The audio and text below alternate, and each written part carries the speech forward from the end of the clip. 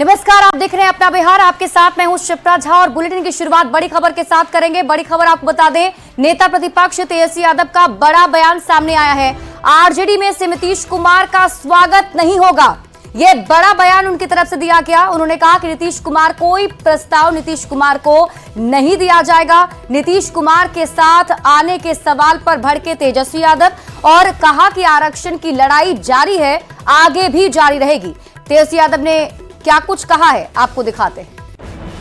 साथ साथ नीतीश कुमार जी आरक्षण खोड़ और आरक्षण छोड़ और कोई सवाल पूछना तो पूछो। फालतू का बात यहाँ मत कीजिए, सीधे चुनाव होगा। आप लोगों को कौन ही बुद्धि देता है?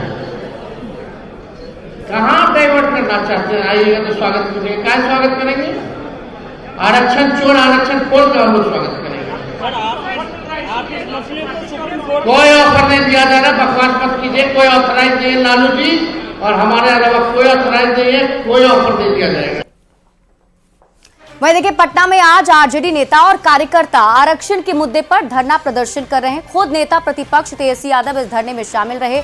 आरजेडी की नौकरी में 65% आरक्षण की मांग है। आरजेडी का कहना है कि बिहार में बढ़ाई गई 65% आरक्षण सीमा को रोक देने से अनुसूचित जाति, जनजाति, पिछड़ा, अति पिछड़ा वर्ग के अभ्यर्थियों को 16% का आरक्षण का सीधा नुकसान हो रहा है, जिससे इन वर्गों के 50,000 से अधिक युवाओं को नौकरी से हाथ धोना पड़ा है। टीआरई 3 शिक्षक नियुक्ति के तीसरे चरण में भी आरक्षण लागू नहीं होने से इन वर्गों के हजारों अभ्यर्थियों को हजारों नौकरियों का नुकसान हुआ है।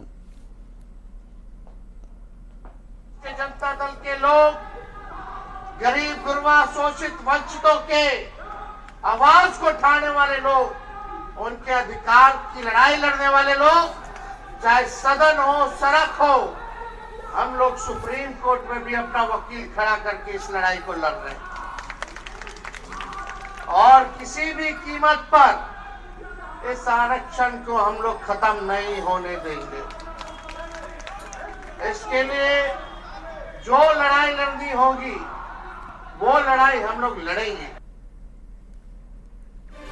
वहीं आरक्षण के मुद्दे पर तेजस्वी यादव के धरना प्रदर्शन पर सियासत गर्मा गई। बीजेपी और जेडीयू ने एक सुर में तेजस्वी यादव पर निशाना साधा, तो कांग्रेस और ने बीजेपी की मंशा पर सवाल उठाया है।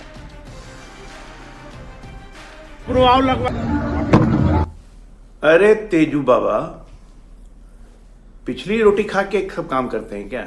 हैं? धरना पे बैठ गए 15% आरक्षण। अरे आरक्षण, जिस जातीय जनगणना पे आरक्षण दिया गया था, उस जातीय जनगणना को तो आपके बड़े भैया राहुल गांधी जी बारात के घोड़े उसको फर्जी बता चुके हैं। तो पहले उनसे निपट लीजिए ना कि जातीय जनगणना फर्जी थी कि असली थी। उसके आधार पे ये आरक्षण किया गया था, जिसको कोर्ट ने खारिज कर दिया, और बैठ गए आप धरना पे। संडे को कोई काम नहीं मिला है क्या?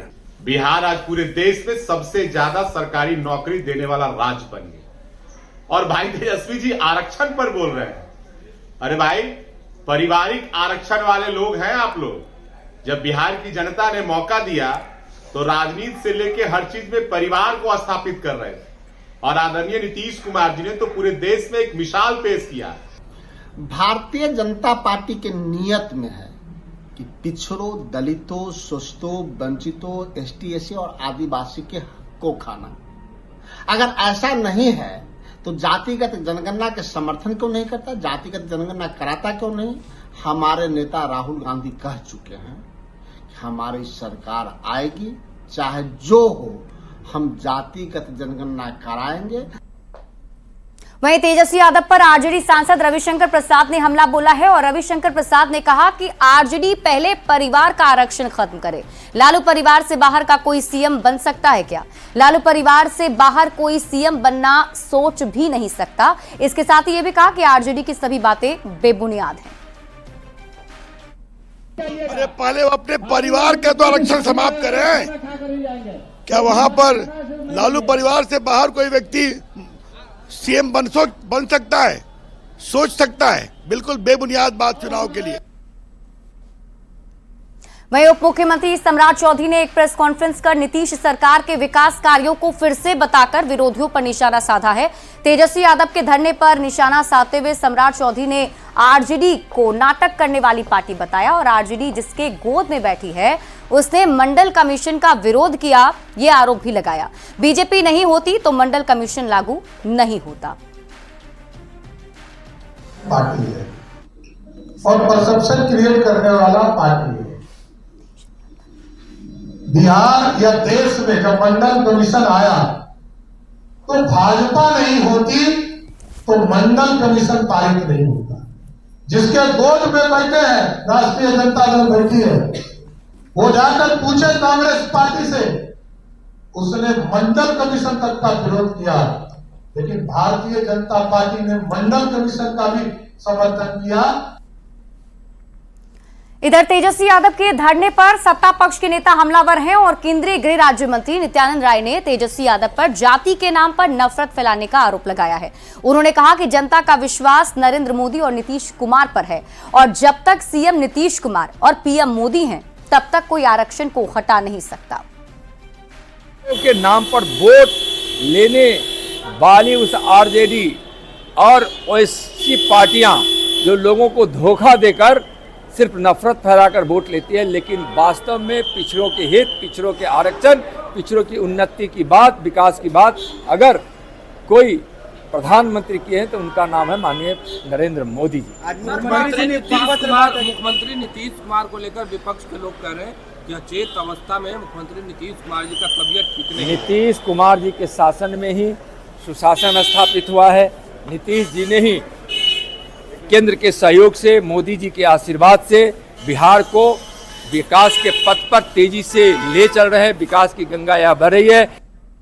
वहीं जेडीयू के मुख्य प्रवक्ता नीरज कुमार ने विपक्ष के नौकरी वाले सवाल पर पलटवार किया है और नीरज कुमार ने कहा कि मुख्यमंत्री नीतीश कुमार ने नियुक्ति पत्र देकर भविष्य संवारा है तो किसी ने नौकरी के बदले जमीन लिखवाई। अंतर साफ है, बिहार में अब नौकरी के लिए संपत्ति पत्र नहीं देना पड़ता है। हम शिक्षा सुधार रहे हैं, कोई नियुक्ति को व्यापार बना रहा था। बिहार में अब नौकरी के लिए संपत्ति पत्र नहीं देना पड़ता। और हाँ, तेजस्वी यादव जी को राजनीति में नियुक्ति पत्र भी हमने दिया था और बर्खास्त भी हमने किया।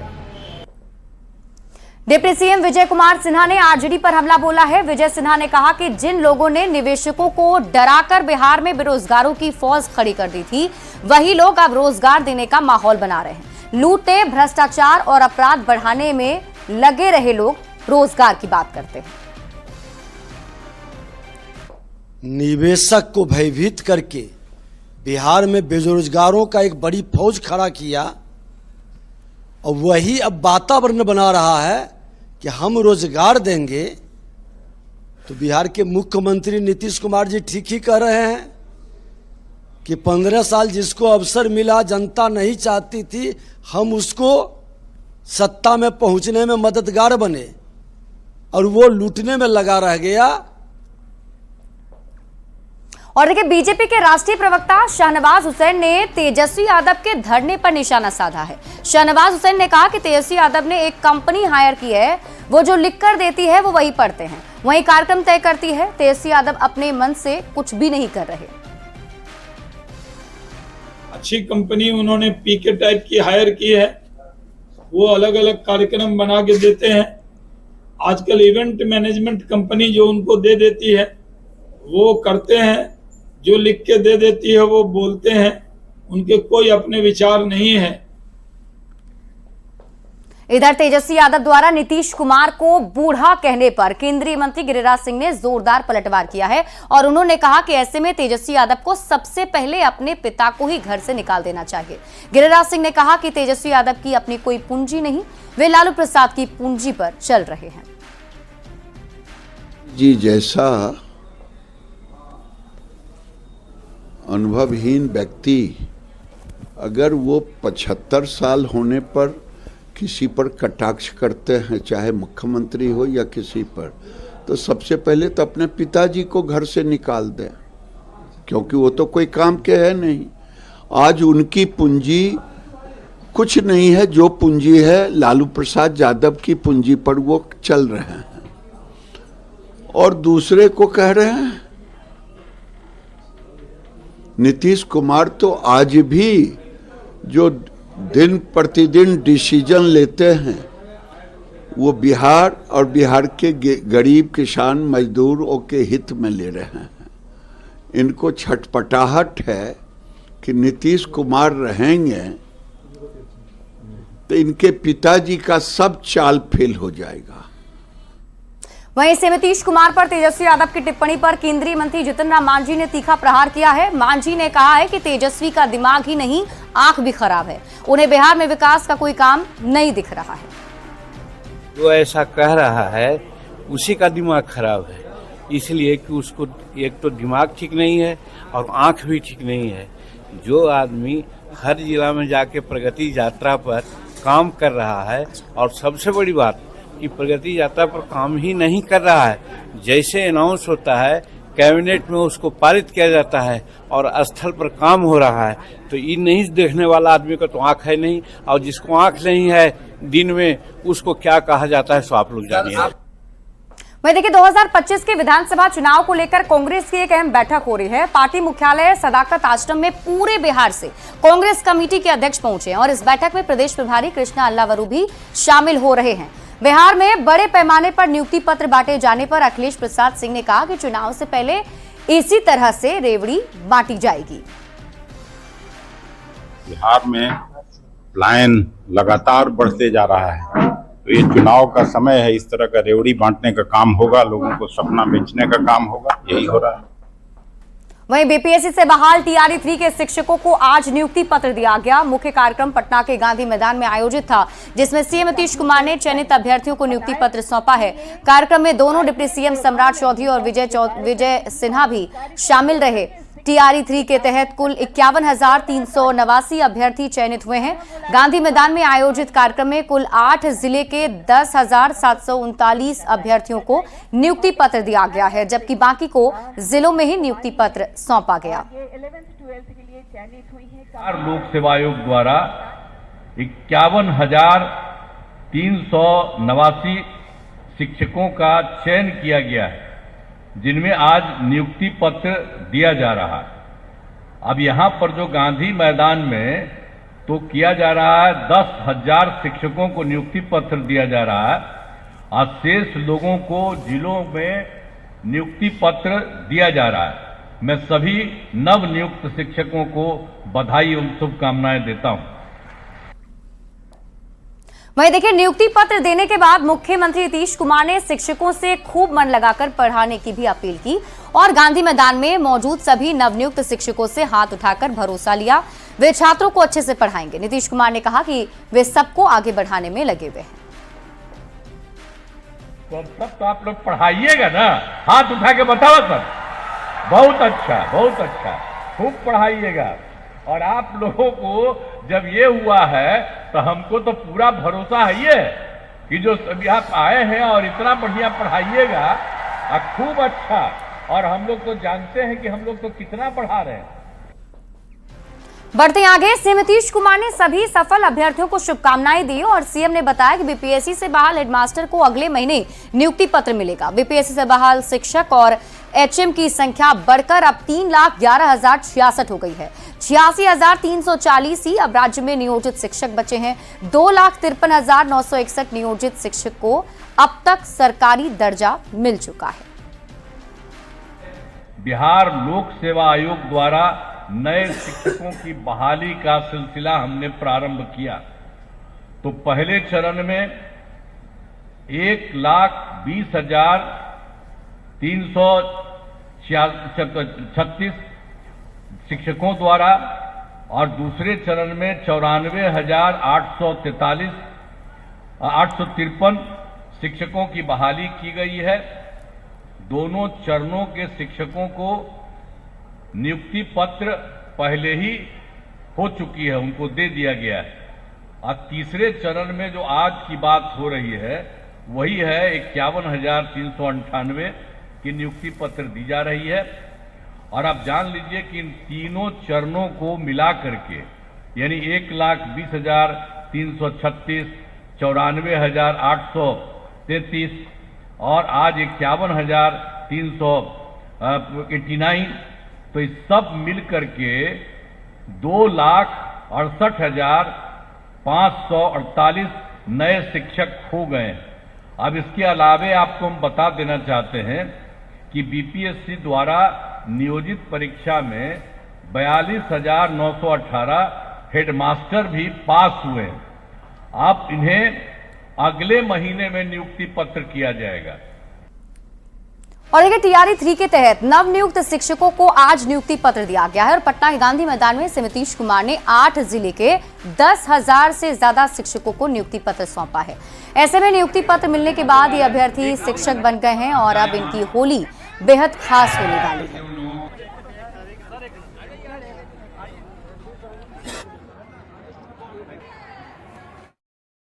टीआरई 3 के सफल अभ्यर्थियों को होली से पहले बिहार सरकार ने बड़ा तोहफा दिया है। यानी जिस ज्वाइनिंग लेटर का इंतजार हो रहा था वो इंतजार खत्म हुआ। सीएम नीतीश कुमार ने आज गांधी मैदान में मुख्य समारोह के दौरान 10,700 से अधिक जो अभ्यर्थी हैं उन्हें नियुक्ति पत्र दिया है। ये तमाम चेहरे जो इंतजार में थे कि नौकरी मिलेगी और उसके बाद नियुक्ति पत्र कब मिलेगा, अब ये सवाल नहीं पूछेंगे, क्योंकि अब ये सवाल रहेगा कि स्कूल कब मिलेगा। और ये देखिए विक्ट्री का साइन दिखाते हुए तमाम जो महिला अभ्यर्थी हैं या पुरुष अभ्यर्थी हैं, ये तमाम लोग अब नवनियुक्त शिक्षक बन गए हैं। बहुत ज्यादा खुशी हो रही है। बहुत इंतजार करने के बाद ये समय आया है। 1 साल लगभग इंतजार हो गया। फरवरी में ही फॉर्म भरे थे, उसके बाद अभी जाके मिला है, तो बहुत खुशी हो रही है। टाइम तो मतलब बहुत गया, बट एक्सपीरियंस बहुत अच्छा रहा और बहुत ज्यादा खुशी हो रही है अभी ये नियुक्ति पत्र लेकर। एक चैलेंज भी है ना कि बीपीएससी से आप लोग बहाल हुए हैं, सरकार मंच से काफी कुछ कही है, एक अपील भी आप लोगों से की गई है, कैसे उसको आप अचीव करेंगे जो गोल है? सर उसके लिए भी अभी हमें काफी मेहनत करनी है। एक्टिविटी के थ्रू हमें पढ़ाने के लिए बहुत कुछ सीखना है और सिखाना है, और बिहार का ये जो शिक्षा के लिए लोग बोलते हैं ना, उसको चेंज करना है थोड़ा सा। क्या नाम हुआ आपका? ममता कुमारी। इस बार की होली कैसी रहेगी आप लोगों की? सर बहुत अच्छी रहेगी, बिकॉज जॉब मिल गया है तो बहुत अच्छी रहेगी सर। इस बार कैसे खेलेंगे होली इस बार? रंगों से ही खेलते होली। जो रंग होगा वो बहुत स्पेशल खास होगा ना, ये होली खास। जी जी जी। क्या नाम हुआ? नीलिमा। कैसी होली होगी? बहुत अच्छा सर, बहुत खास होगा, बहुत स्पेशल होगा, क्योंकि इस बार हम लोग को अपने ज्वाइनिंग लेटर भी मिल चुका है। वाह, कोई गिला शिकवा नहीं, कोई शिकन नहीं और हर चेहरे पर मुस्कान है, क्योंकि ज्वाइनिंग लेटर हाथ में है। बताइए कैसा लग रहा है? बहुत अच्छा लग रहा है, बहुत अच्छा। और जितने मेहनत से हमने बीपीएससी पास किया है उतने मेहनत से ही बच्चे का भविष्य भी संवारेंगे और देश के बच्चे का भविष्य संवारेंगे, अच्छा करेंगे। ड्रॉप और आउट का जो रेशियो है उसको अप डाउन करेंगे। और क्या ड्रॉप आउट का जो रेशियो है? हाँ बिल्कुल बिल्कुल करूंगी, और बहुत अच्छे से पढ़ाऊंगी, मेहनत से पढ़ाऊंगी, ईमानदारी से पढ़ाऊंगी बच्चे का। क्या नाम हुआ? मेरा प्रीति कुमारी। बिल्कुल, बताइए क्या कहना चाहेंगे? मैं बहुत खुश हूँ, बता नहीं सकती हूँ कितनी खुश हूँ। इतना मेहनत करने के बाद ये अपॉर्चुनिटी मिली है, बहुत बहुत खुश हूँ मैं। अब लग रहा है कि डिग्री बेकार नहीं होती? बिल्कुल भी नहीं, बिल्कुल भी नहीं लग रहा। डिग्री दिखाओ नौकरी पाओ, वो बात तो अब नहीं है। बिल्कुल भी नहीं सर, डिग्री के साथ टैलेंट भी होना चाहिए। मेरा नाम पूजा कुमारी। टैलेंट की कद्र की गई है, ये ऐसा कहा भी गया है और आप लोगों ने साबित किया। क्या लग रहा है कि मेरिट को साबित करने का मौका मिला?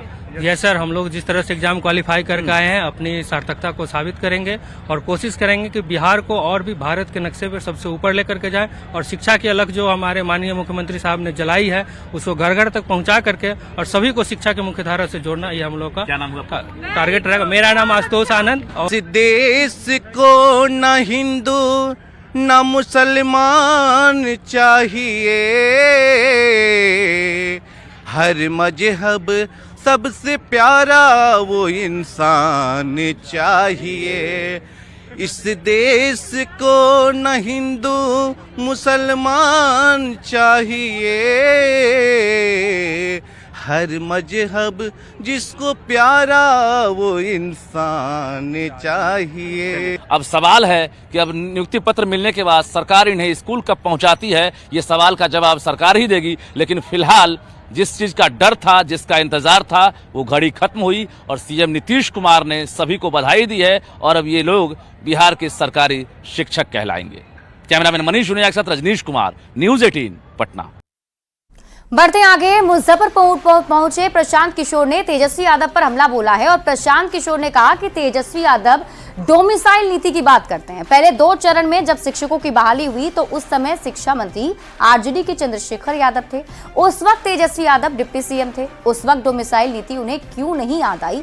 आज विपक्ष में आ गए हैं तो डोमिसाइल नीति लागू करने की बात कर रहे हैं। अभी जो पहले 2 चरण में शिक्षकों की बहाली हुई, उस समय शिक्षा मंत्री कौन था? चंद्रशेखर यादव, जो तेजस्वी यादव के पार्टी के नेता। उस समय उप मुख्यमंत्री कौन थे? तेजस्वी यादव। वो नौकरी देने का श्रेय कौन लेना चाह रहा है? तेजस्वी यादव। तो आप लोग जरा पूछिए कि सर, आप उस समय डोमिसाइल नीति काहे नहीं लागू कर दिए? 2 लाख जब शिक्षकों की भर्ती हो रही थी, तभी तो 1 साल पहले की बात है। 70% यूपी और मध्य प्रदेश के लड़के उसमें आए हैं, दूसरे राज्यों के लड़के आए हैं। जैसे विपक्ष में आए तो तुमको डोमिसाइल नीति दिख रहा है। बाबूजी और माई 15 वर्ष यहाँ पर मुख्यमंत्री थे, तब डोमिसाइल का मतलब नहीं समझ में आ रहा था।